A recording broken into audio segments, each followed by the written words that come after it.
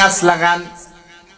আল্লাহ রাব্বুল আলামিন এই জান্নাতটাকে সৃষ্টি করার পরে আল্লাহ জান্নাতকে বললেন, ও জান্নাত কথা বলো। তখন জান্নাত বলে, কাদ আফলাহাল মুমিনুন, মুমিন সফল কাম হয়ে গেছে, মুমিন সফল কাম হয়ে গেছে, মুমিন সফল কাম হয়ে গেছে। প্যারে হাজিরিন, আমি আপনি যদি মুমিন হইতে পারি তাহলে আমার আপনার সফলতা আছে না নাই? মুমিন হইতে পারলে সফলতা আছে। কাজেই আপনাকে আমাকে বুঝতে হবে মুমিন কাকে বলে। মুমিনুন বহুবচন, মুমিন একবচন। যার ঈমান আছে তাকে মুমিন বলে। ঈমান কাকে বলে? ঈমান শব্দের শাব্দিক অর্থ হচ্ছে বিশ্বাস রাখা, আনুগত্য করা। পরিভাষায় ঈমান কাকে বলে? হুজ্জাতুল ইসলাম ইমাম গাজালি রাহমাতুল্লাহি আলাইহি তার সংজ্ঞা এভাবে লেখেন, তাসদীকুন নবী সাল্লাল্লাহু আলাইহি ওয়াসাল্লাম বিজমিই মা জা বিহিন নবী সাল্লাল্লাহু আলাইহি ওয়াসাল্লাম ইতিমাদান আলান নবী মা'আত তাবাররি আম্মা সাওয়াল্লাহ। হুজ্জাতুল ইসলাম ইমাম গাজালি রাহমাতুল্লাহি আলাইহি বলেন, রাসূল আল্লাহর পক্ষ থেকে যা নিয়ে আসছেন তা বিশ্বাস করা, রাসূলের প্রতি আস্থাশীল হয়ে, তার নাম হচ্ছে ঈমান।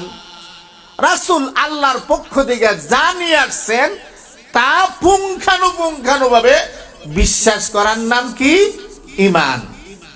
রাসূল আল্লাহর পক্ষ থেকে কি নিয়ে আসছেন ভাই? কোরআন। কি নিয়ে আসছেন? কোরআন। সুতরাং কোরআনকে বিশ্বাস করা, প্রথম থেকে নিয়ে শেষ পর্যন্ত বিশ্বাস করা, তার নাম কি? ঈমান। কোরআনকে বুঝবেন, কাফের হওয়ার জন্য একটা বিষয় অস্বীকার করলেই কাফের। মুমিন হওয়ার জন্য সম্পূর্ণ বিশ্বাস করতে হবে।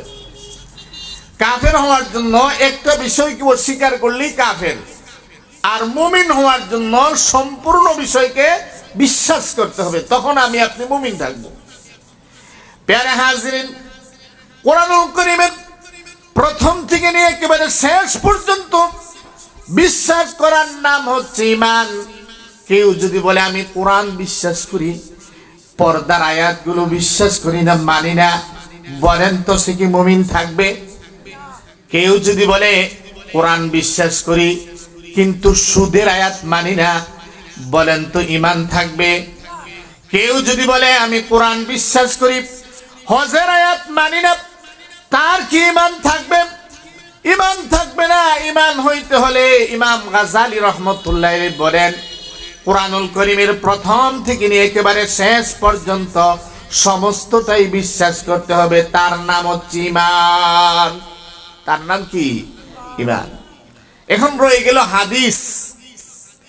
প্যারে হাজিরিন, বর্তমানে এক দল আছে ওরিয়েন্টালিস্ট, প্রাচ্যবাদী। এরা বলে যে আমরা হাদিস মানি না।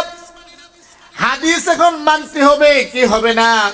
প্যারে হাজিরিন, ঈমান হওয়ার জন্য হাদিস মানতে হবে। কারণ কি? কারণ কোরআনের ব্যাখ্যা বিশ্লেষণ হচ্ছে হাদিস। কোরআনের ব্যাখ্যা বিশ্লেষণ কি? হাদিস। প্যারে হাজিরিন, হাদিস যদি বিশ্বাস না করে তাহলে ঈমান থাকবে না।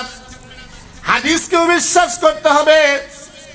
আল্লাহ রাব্বুল আলামিন কোরআনুল কারীমের মধ্যে বলেন, সূরা নাজমের মধ্যে আছে, ওয়া মা ইয়ানতিকু আনিল হাওয়া ইন হুয়া ইল্লা ওয়াহয়ুন ইউহা।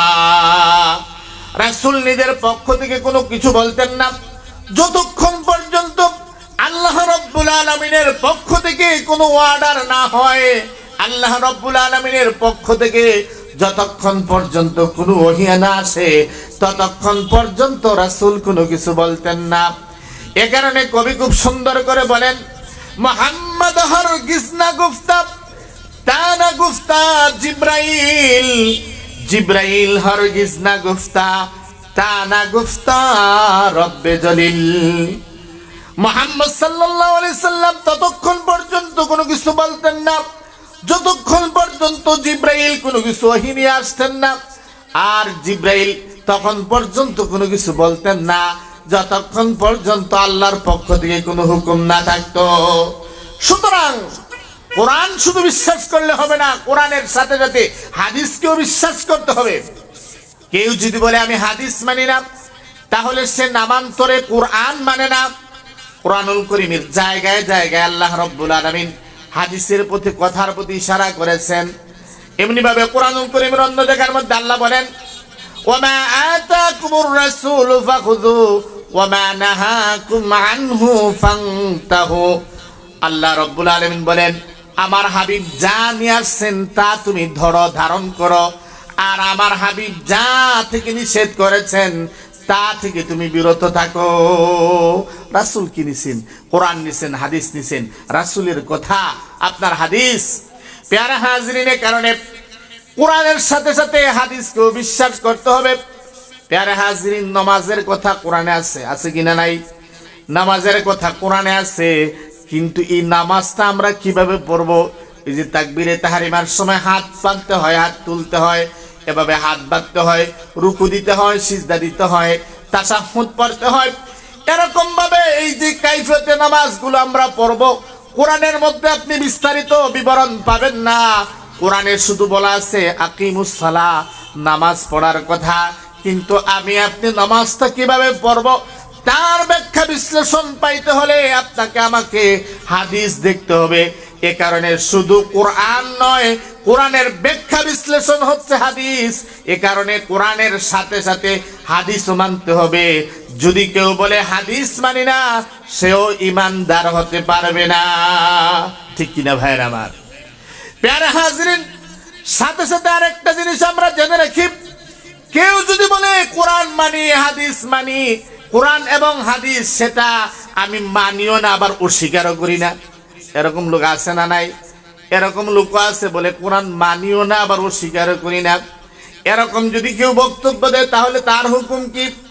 প্যারে হাজরিন, ইমাম রাজি রহমতুল্লাহি আলাইহি বলেন, কেউ যদি এমন কথা বলে যে আমি কোরআন মানিও না আবার অস্বীকারও করি না, হাদিস মানিও না আবার অস্বীকারই করি না, ইমাম রাজি রহমতুল্লাহি আলাইহি বলেন সেও মুমিন হতে পারবে না, সেও ইমানদার হতে পারবে না। সন্দেহ, সন্দেহ দ্বারা ইমান হয় না। প্যারে হাজরিন, এমনি ভাবে মুহাদ্দিস দেহলভী, শাহ আব্দুল আজিজ মুহাদ্দিস দেহলভী রহমতুল্লাহি আলাইহি বলেন, ইমানের জন্য কোরআন এবং যে হাদিস আছে, এই কোরআন এবং হাদিসের অর্থগুলো কোরআন এবং হাদিস মোতাবেক নিতে হবে। কোরআন হাদিসের মাহফুম, কোরআনের জাহির এবং বাতিন আছে। কোরআনের জাহিরকেও বিশ্বাস করতে হবে, বাতিনকেও মানতে হবে, এবং কোরআন হাদিসের অর্থগুলোকে কোরআন হাদিস মোতাবেক নিতে হবে। কোরআন হাদিসের অর্থ আপনার মন গড়াও দিলে হবে না। কেউ যদি কোরআন হাদিসের অর্থটা কোরআন হাদিসের মোতাবেক না নিয়ে নিজের মন গড়া নেয়, তাহলে সে মুরতাদ হয়ে যাবে, মুলহিদ হয়ে যাবে, সে ইসলাম থেকেও খারিজ হয়ে যাবে। একটা এক্সাম্পল দেই, আপনারা বুঝবেন। যেমন আমরা নামাজ, সালাত, সালাতের শাব্দিক অর্থ হচ্ছে দোয়া, আর পরিবেশে সালাত বলা হয় তাকবীরে তাহরিমা, নামাজ তাকবীরে তাহরিমা, কেরাত, রুকু, এভাবে তাশাহুদ, প্রথম বৈঠক, শেষ বৈঠক। এরকম ভাবে আমরা যে কাইফিয়তে নামাজ আদায় করি, এটা কোরআন হাদিসের মধ্যে নামাজ বলতে এটাই বোঝানো হয়েছে। কেউ যদি বলে সালাত, আল্লাহ রাব্বুল আলামিন কোরআনুল কারীমের মধ্যে বলেছেন সালাত আদায় করার কথা, এখন সে সালাতের অর্থ যদি দোয়া নেয়, পরিবেশের অর্থ না নিয়ে সে যদি বলে দোয়া, আজান হইছে, পশ্চিম দিকে ফিরে দোয়া করে, দোয়া করার পরে যদি বলে আমি সালাত আদায় করছি, নামাজ আদায় করছি, কোরআনের অর্থের বিকৃত সাধন হবে।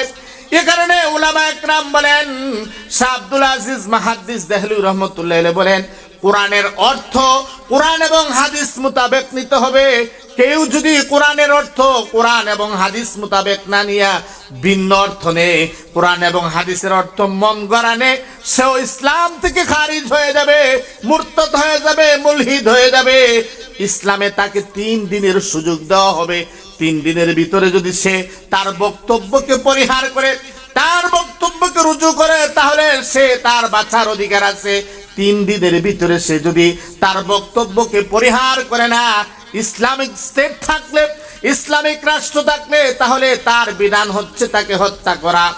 প্যারে হাজরিন, তো বলতেছিলাম কোরআন এবং হাদিসের অর্থটা কোরআন হাদিস মোতাবেকই নিতে হবে, মন গড়া কোনো অর্থ নিলে চলবে না।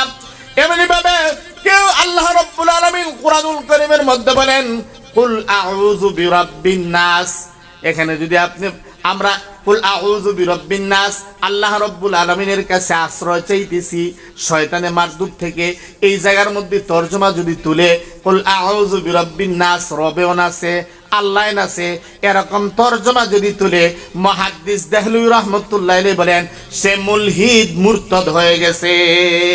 কি হয়ে গেছে ভাই? মুলহিদ হয়ে গেছে, মুরতাদ হয়ে গেছে। কোরআনের একটা লফজের মন গড়া কোনো তর্জমা তোলা যাবে না। মন গড়া কোনো তর্জমা তুললে সেটা ঈমান হবে না, সেটা মুরতাদ মুলহিদ হয়ে যাবে। তাকে ইসলামী বিধান অনুযায়ী 3 দিন সুযোগ দেওয়া হবে। 3 দিনের ভিতরে যদি তার কলকে রুজু করে না, তার বক্তব্যকে পরিহার করে না, তখন তাকে ইসলামিক স্টেট অনুযায়ী, ইসলামের বিধান অনুযায়ী তাকে হত্যা করা হবে। আজকে আবুল সরকার কত বছর আগ থেকে বইলে বেড়াইতেছে কুল আউযু বিরাব্বিন নাস মানে রবেন আছে, নাউযুবিল্লাহি মিন যালিক। এখন আমি আপনি দেখি আমার আপনার মধ্যে কতটুকু ঈমান আছে।